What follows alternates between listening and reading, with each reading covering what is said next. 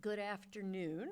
Thank you for joining us. I'm Dr. Sarah Abosh-Jacobson, the Barbara Rabin Chief Education Officer here at the museum being the Dallas Holocaust and Human Rights Museum, and we'd like to thank you again very much for being part of our 2022 Summer Survivor Speaker Series, and today is our maiden voyage for this series. Today you'll hear from Paul Kessler, who was born in 1939 in the village of Vranov nad Topl'ou in Slovakia. He and his mother survived the Holocaust in hiding and were liberated when Soviet troops entered the region in 1945. Before we begin, I'd like to thank our community partners in the Summer Survivor Speaker Series, Legacy Senior Communities, Mosaic Family Services, Refugee Services of Texas, Southwest Jewish Congress. We are grateful for your support of the museum and our programs. I would also like to extend a special welcome to our board members, our members, and our volunteers in the audience. We couldn't fulfill our mission without you and your help.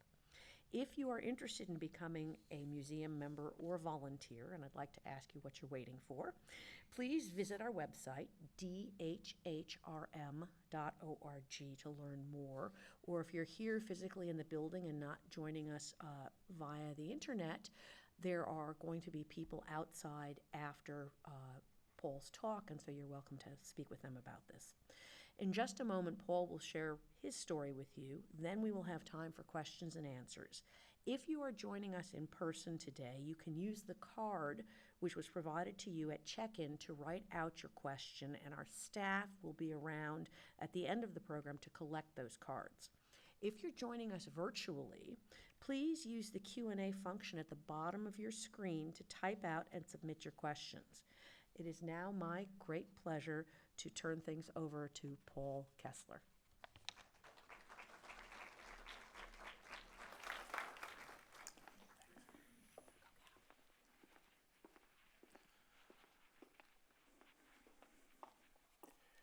Well, good afternoon, everyone, and thank you, Sarah. Thank you all for visiting us here today, and it's an honor and privilege to speak to you. Before I start, I want to say one thing, and that is that what I want you to know is that I and many other Holocaust survivors don't consider ourselves victims. I feel I'm just a very lucky person who's grateful for a wonderful life that this country has bestowed on me. Most Holocaust survivors choose not to see themselves as victims. When you're a victim, this leads to anger, bitterness, rage, and desire for revenge. And besides, it seems, unfortunately, that the competition for victimhood is a big deal in this country these days.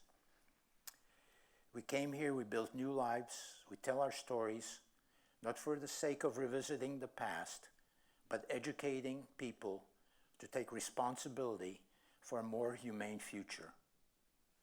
We know we cannot change the past, but we can change the future. So I want to tell you that I plan to tell you my story, not so important in itself.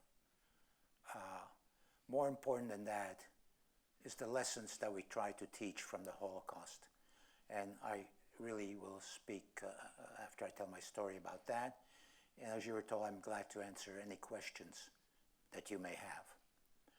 So, as Sarah mentioned, I was born in 1939, September 1939, exactly the year and month that World War II started, in a very small village of about 3,000 people in the very eastern part of what today is Slovakia. Czechoslovakia split into Czech Republic and Slovakia in 1992, about 3 years after the fall of communism in that part of the world. The 3,000 people in that village, over 1,000, about 1/3% were Jews. Jews had lived there since the 1600s. The others were Slovaks, and we also had gypsies, about 5% of the population in that village. The village was near the borders of Ukraine, Hungary, Poland, Romania. It was a fairly, let's say, most of the people there were farmers, probably not too well educated, and everybody there seemed to pretty much know each other. Now, the very first memory that I have is probably 1942, and I remember of hiding under the bed in our house because some bad people were coming to get us. And in fact, they did. And in 1942, took my father, my grandfathers, and other members of our family and shipped them to concentration camps.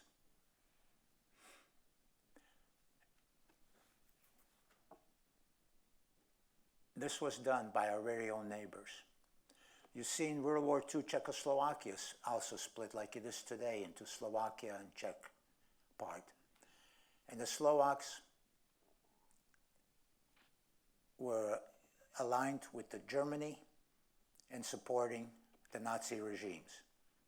And in fact, they, in 1942, shipped almost their entire Jewish population of the country, close to 100,000, to the camps.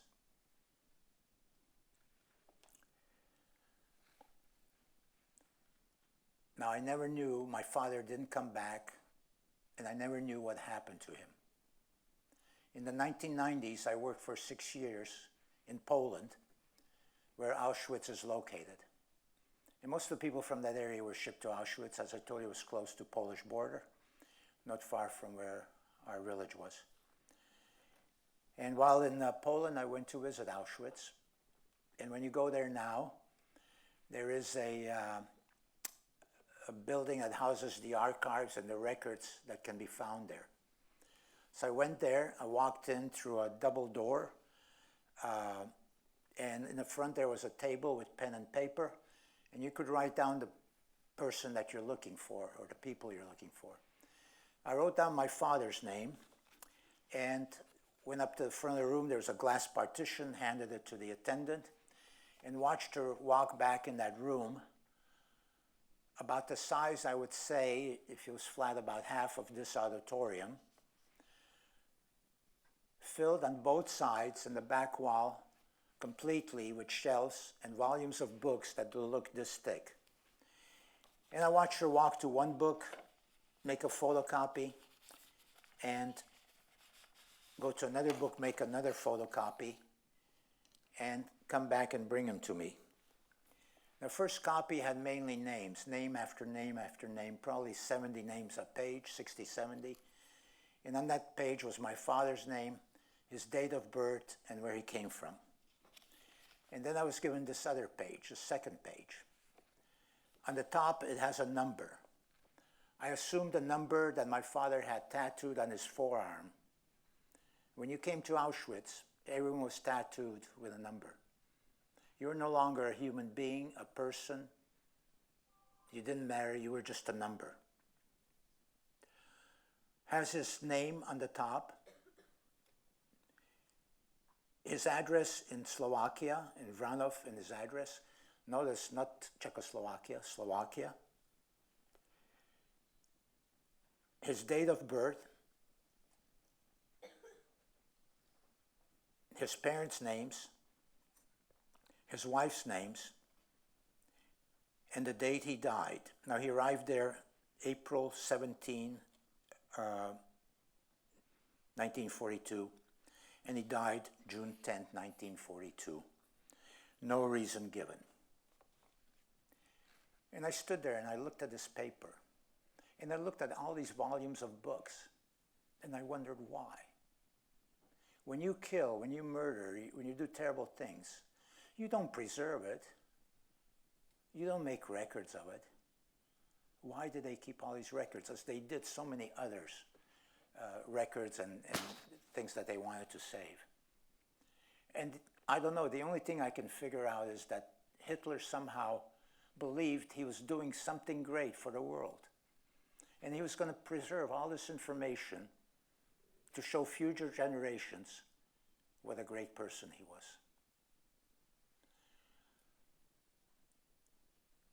So I think sometime in 1944, well, I know it was in 1944, so my mother got word that German soldiers were coming towards our village.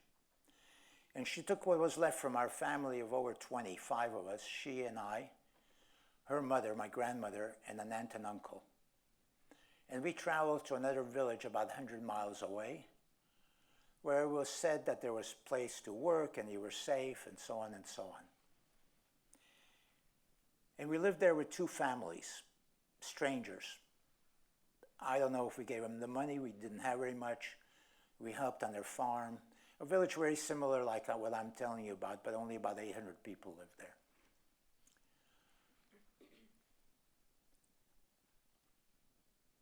On September 9th, 1944, we were awakened by loud yelling and screaming, "Run, the Germans are here." Now I'm 5 years old now. I remember my mother and I putting on whatever clothes we had handy, and we managed to escape to the forest outside the village. No idea about my grandmother or aunt and uncle. We were in that forest a week, 2 weeks, 3 weeks, I'm not really sure. I remember eating berries and I guess whatever else we could find. And one day my mother saw the son of the people we'd been staying with, and she went and spoke to him. That night, they came and they brought us back to the village. And they brought us to the house, which consisted of 2 small bedrooms, a kitchen, and an attachment where they had their horse, and a potato hole. And they dug under those potatoes and made a way and a hole, and they put us in that hole. Covered it with, I don't know what, trees, I think branches from trees, leaves, whatever else they could find. And that's where we spent the next 7 months. Once a day when they could, they would bring us some food, usually cold soup, sometimes a piece of bread.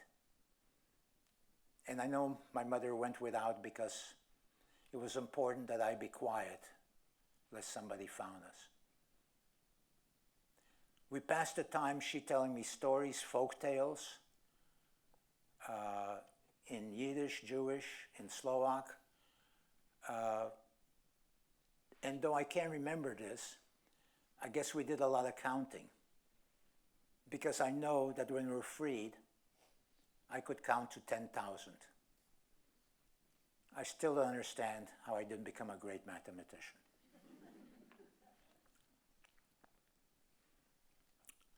So now let me tell you about the heroes of my story.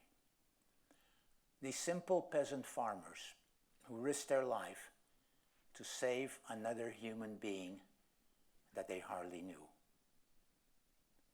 You see, the entire time we're hidden, German soldiers are living in the homes of the villagers, including, I don't know, 1 or 2 in the house we were in.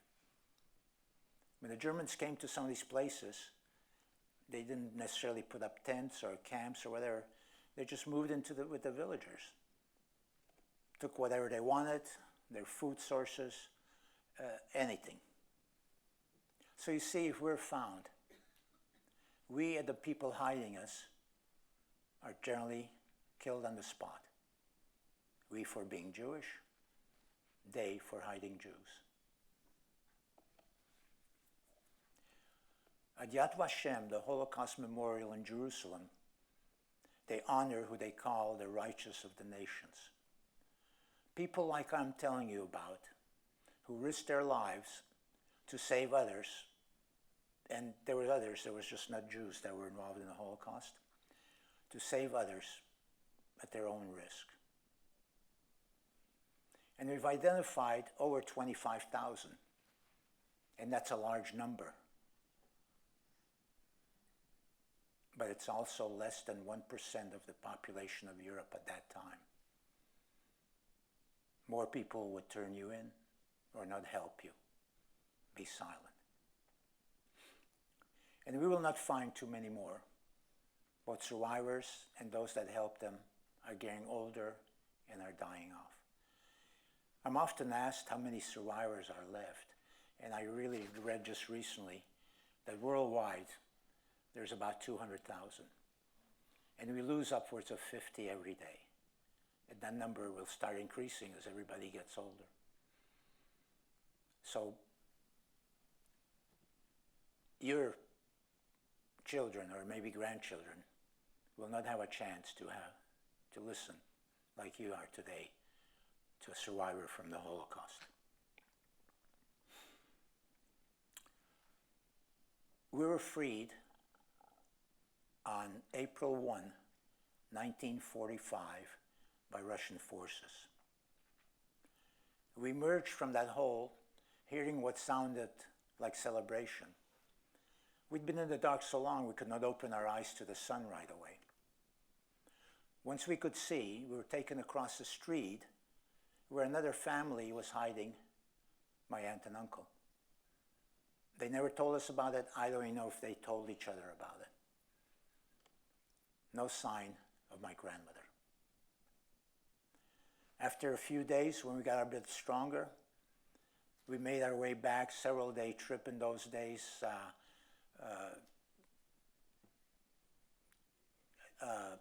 trains, walking, horse-drawn carts, whatever we could get. And our home was still there, and we moved back in. A couple of weeks later, my grandmother showed up. That day that the Germans came to that village, she was hiding behind a bush, and one of the townspeople turned her in. She also was sent to Auschwitz, but thankfully survived. From over 20 in our family, 7 came back. I was the only Jewish child to survive from that village. You see, of the approximately 6 million Jews killed, about 1.5 million were children. The Germans took people to concentration camp, often to work camps, to work. Once you were not able to work, or when you came you were not strong enough to work, you were disposed of. But children couldn't work, and mothers would worry about the children. So they were usually killed where found, taken out to fields, killed, buried in mass graves.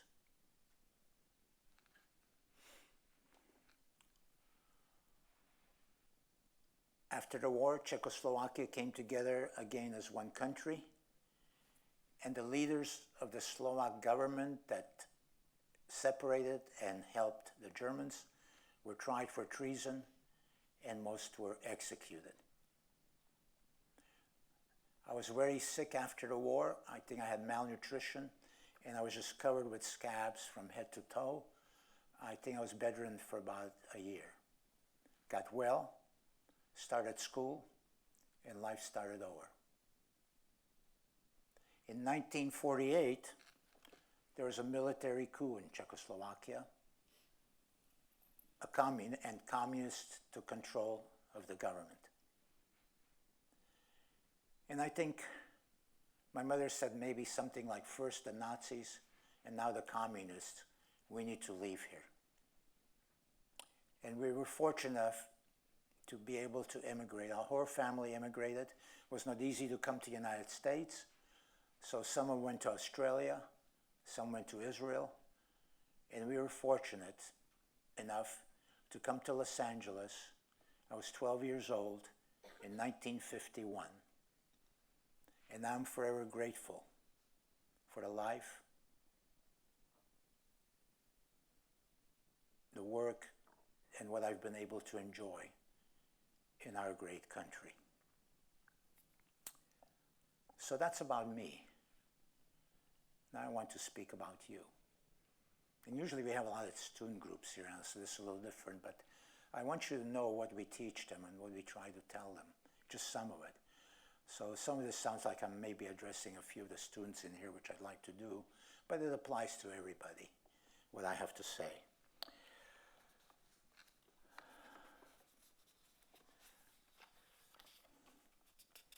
So bear with me a little bit. I haven't spoken in 3 years because of certain circumstances, so I get to practice on you.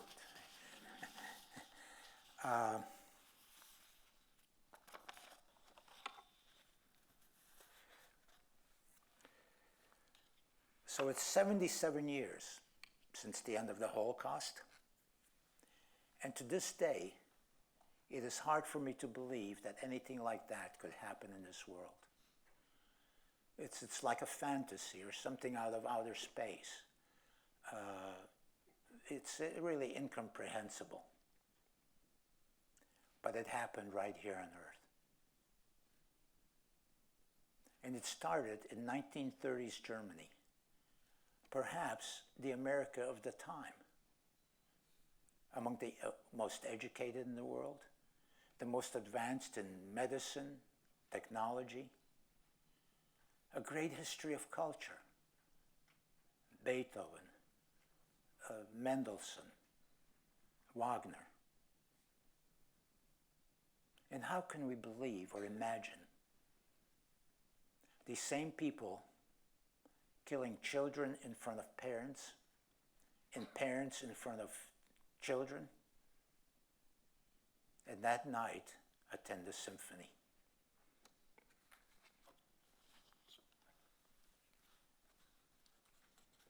So, I'm not suggesting that this could happen here. But what I do suggest to you, that you cannot take anything for granted. Your family, your friends, anything that you hold dear. Do not take it for granted. And if there's anything that you need to do is become educated. Become educated. One of the grand rabbis in Jewish history said the greatest danger to a country is ignorance.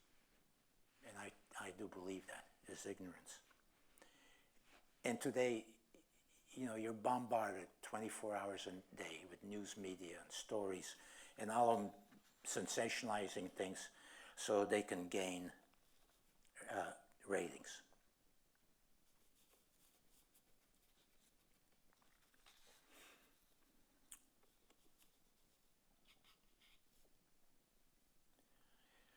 I also want you to know, when most people think of the Holocaust, they think about the approximately 6 million Jews that were murdered. That's about 1/3 of the entire world population of Jews of 18 million at that time. We've never recovered those numbers. There's about 15 million in the world now. We're a very small minority.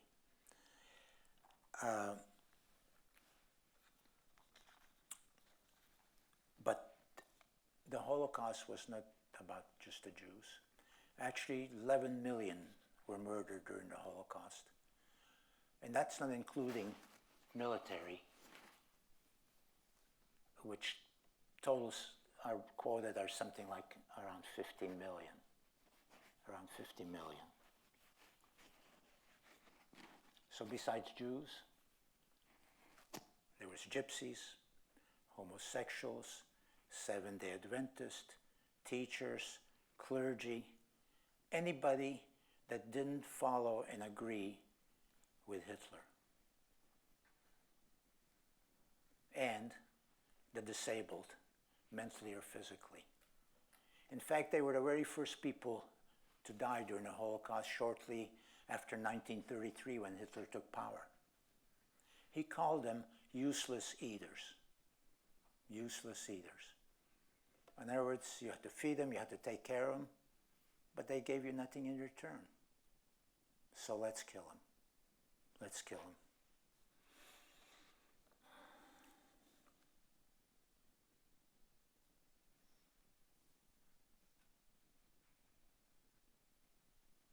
So you see, the Holocaust is not a Jewish story. It's humanity's story. Now we have a motto, never again. This is why we really do this. Never again, to prevent anything like the Holocaust or genocides to happen in this world.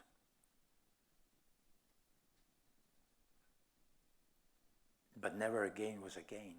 In Cambodia, in Bosnia, in Darfur, 9/11, and just about 28 years ago in Rwanda, where almost 1 million people died within a 5-month period. Do the math. That's about 10,000 a day. Everybody was warned about Rwanda. United Nations, European Union, United States. No one did anything. No one did anything. And today we have Ukraine. Today we have Ukraine. And where's the United Nations? Established for the purpose of preventing wars and the things like the Holocaust. Basically silent, as is most of the rest of the world.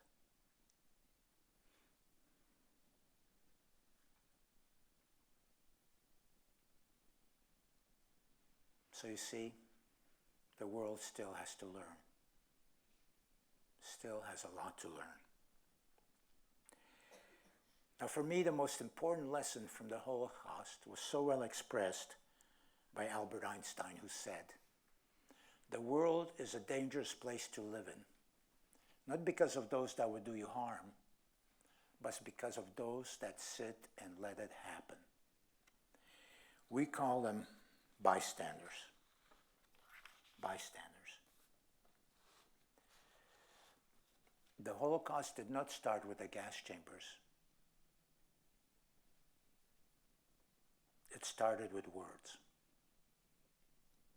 And it did not have to happen except for so many bystanders between 1933 and 1945. They were guilty of a conspiracy of silence and a conspiracy of indifference.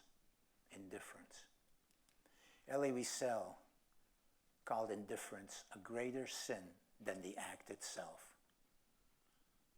Because those people that are silent enable, and by their silence approve of things like the Holocaust and what happened during that time.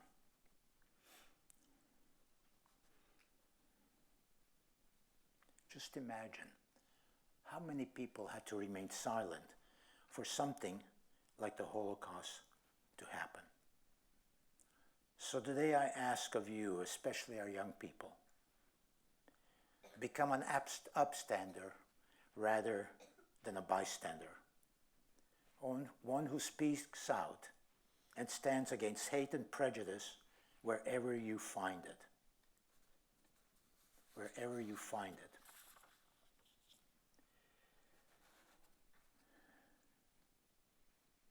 Viktor Frankel was a psychiatrist in Vienna, Jewish.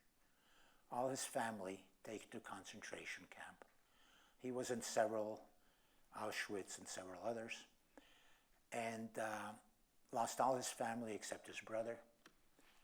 And after the war, he wrote a book. Some of you may know it, Man's Search for Meaning, very famous book. And he wrote it from the standpoint of a psychiatrist, observing how people were and how they reacted in these terrible places. And one of the things he wrote was this: some of the guards were decent people. And I guess what he's saying, that some of the guards, really at the risk of their own lives, were trying to, best they could, make things easier for some of the people that were interned there. And he said, this taught me one thing. There are only two races in the world: the race of the decent man and the race of the not decent man. Frankel didn't stereotype a whole people.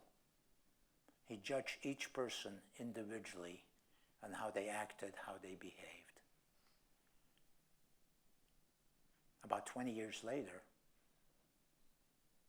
Martin Luther King basically said the same thing in his I Have a Dream speech. Who knows what Martin Luther King's dream was? What was his dream? Yes. That all nations will live together in harmony. Yes, pretty much. His dream was that someday his children, grandchildren, and people would be judged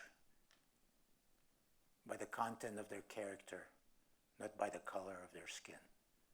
Frankel said basically the same thing. The same thing. I'm going to make a comment here. It's not really my business, but I can't help myself. I'm so disappointed in the politicians in our country who divide us by class, by race, by gender, whatever way. I only see that as a reason for their hunger for power and getting reelected. This is not what America is supposed to stand for. And if it's such a terrible place, look at all these people trying to get across the border to come here.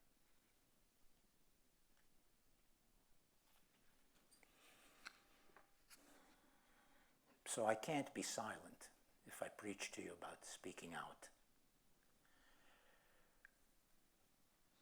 And Frankel also wrote about the people interned there. Everything taken from there. Some seeing their children killed in front of them, their families gone, their homes gone, everything gone. But he wrote, there's one thing that nobody could take away from them and nobody can take away from you.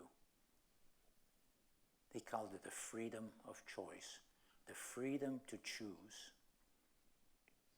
You have a choice how you react, how you act in any situation. Nobody can take it away from you. And he said, you will go through life and have no control over some of the things that might happen to you. How you choose to react and to respond is what's important. For the students I tell, you have the choice to come to school every day, or you who work to go to work every day and do the best you can and better tomorrow. You have the choice to be an example to others by how you behave, how you act. You have the choice to stand up in the room and speak out, even if it's not the most popular thing to do. And you can choose to leave here today an upstander rather than a bystander.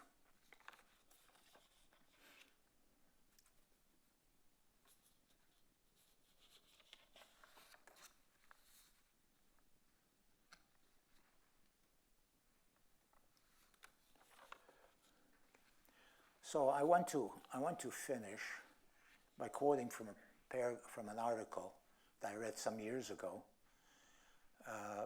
An article by Elie Wiesel. I don't know if you know who Elie Wiesel was. He fortunately died about 3-4 years ago. He's a Nobel Prize winner. Probably the greatest humanitarian of our generation. Traveled all over the world speaking on the behalf of the oppressed. And he wrote an article about meeting Anne Frank's father in Paris at an exhibition about Anne and her life and photos of her and what have you. And in the last paragraph, he wrote something like this. I look at the pictures and questions haunting me for years come to mind. I think about Zipporah, my 8-year-old sister, and the over 1 million children killed in the fields of Europe. the world was busy fighting a war. They didn't think about those children. Who knows how many of these children might have become Nobel Prize winners?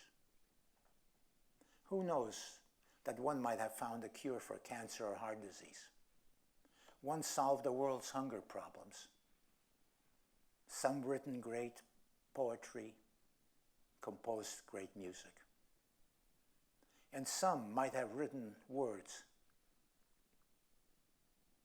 that would eradicate hate from the human heart. But then Anne did write such words. And hate is still with us today.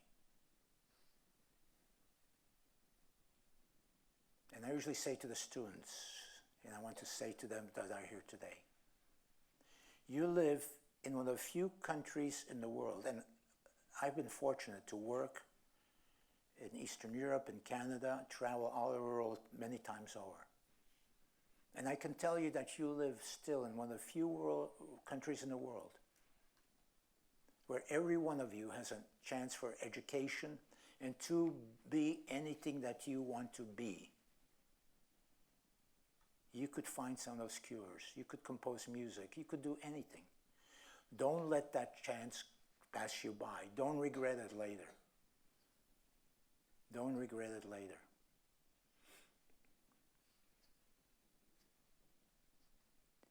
And you see, and what I want to say, most countries in the world to this day is a two-class system. Chances are what you're born into is what you're going to be. And that's why America is so great. But you have opportunities, you have chance for education. Now when Elie Wiesel says they were killing off potential Nobel Prize winners, he has statistics to support what he's saying. Almost 25% of Nobel Prize winners in this world are Jewish. One of the core values of Judaism is education. It goes back all the way to Moses' times and to the Torah, the Bible, as most of you probably know as the Old Testament. And it says parents have the responsibility to prepare their children for life. Parents have responsibility to educate their children. Parents have responsibility to teach their children to ask questions. In Passover, our children ask questions, the 4 questions. It's all taken from there. And so this is probably the reason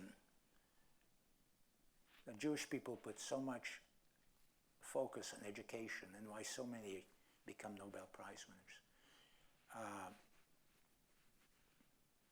And there's one more thing I would like to tell you on education that my mother told me once, she told me 1,000 times, or vice versa, whatever. Or she said, education is something nobody can take away from you. It's right here. It's right here. Nobody can take it from you.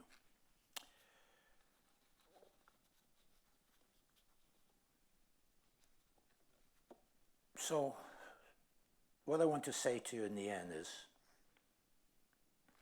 the Holocaust museums and the study and all are not the answers. They are questions. They are questions.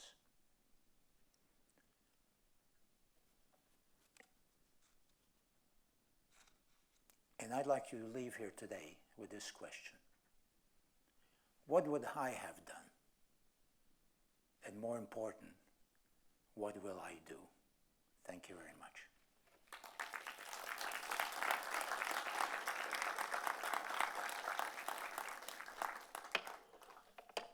Okay, so we have questions.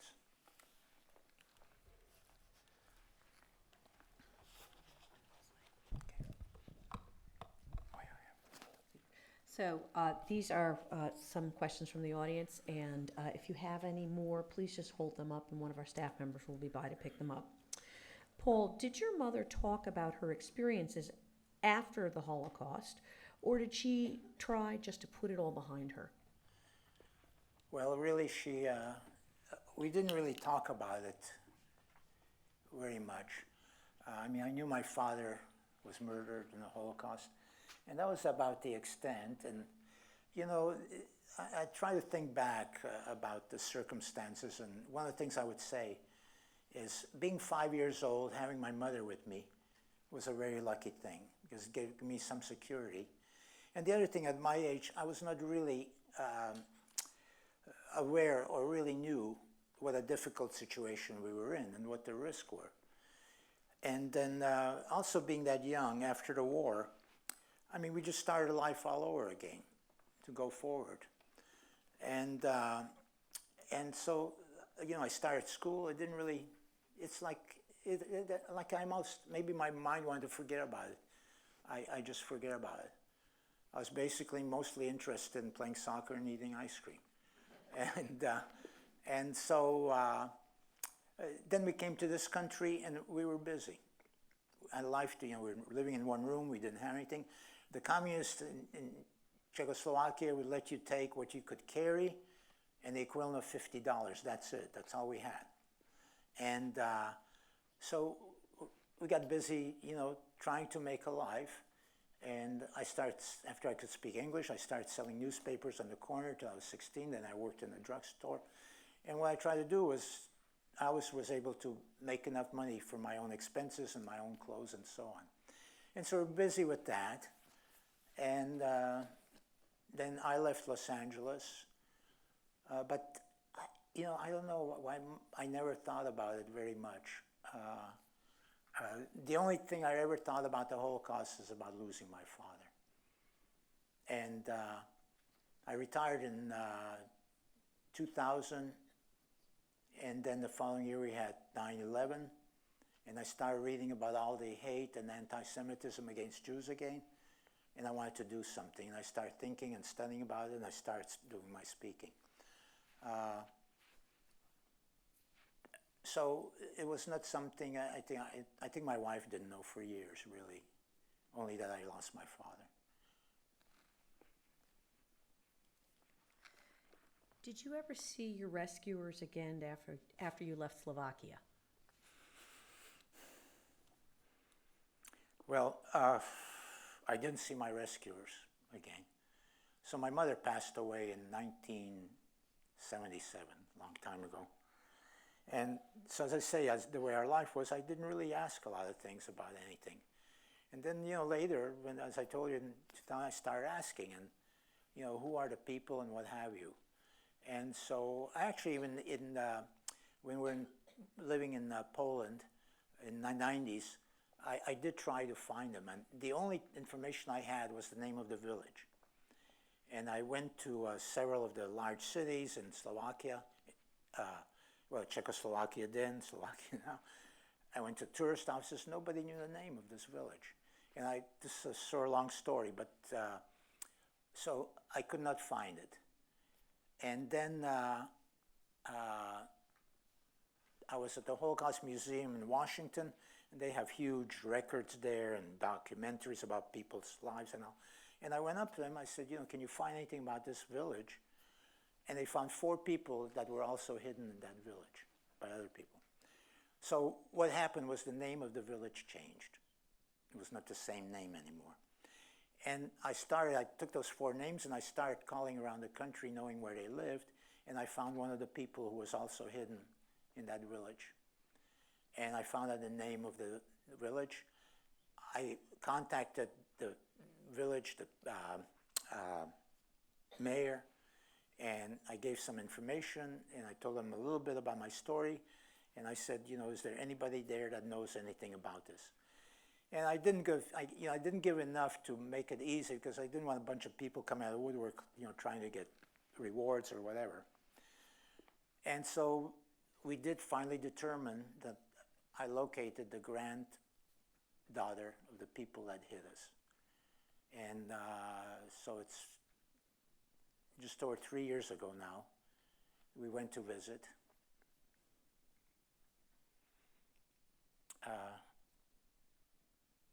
Wonderful people.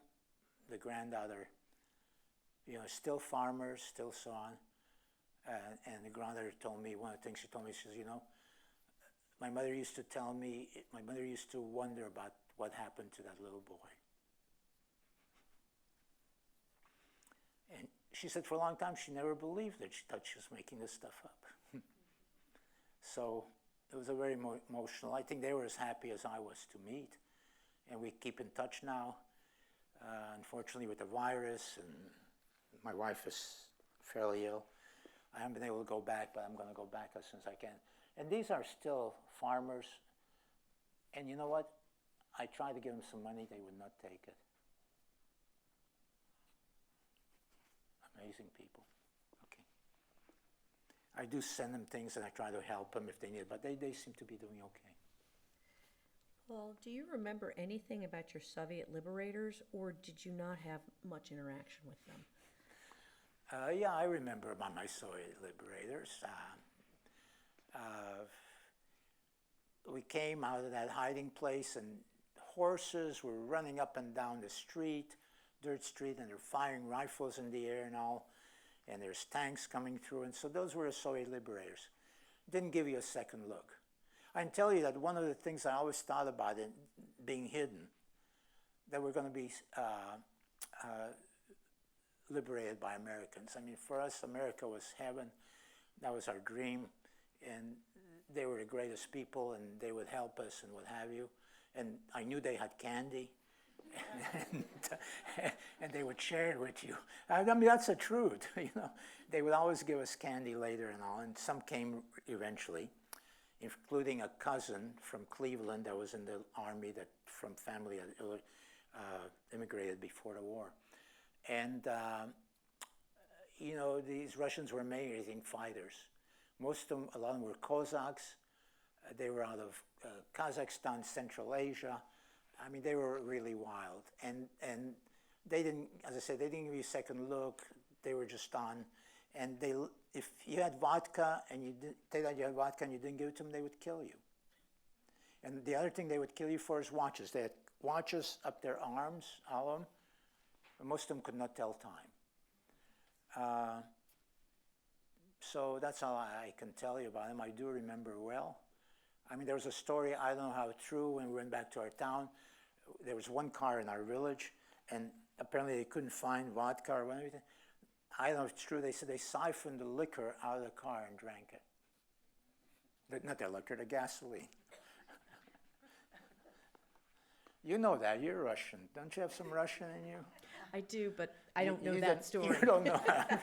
Sorry. Don't. Paul, and this is a question from Zoom. What was your favorite story your mom told you while you were in hiding? Do you have any memory of it? The only actual story I remember was a story of Janosik. Well, he was sort of like Robin Hood of Slovakia. And she would tell me those stories about him, which were very popular and well known. And that's about the only one. Once I remember her telling me about it, though I don't remember a thing that she said. And so that was it.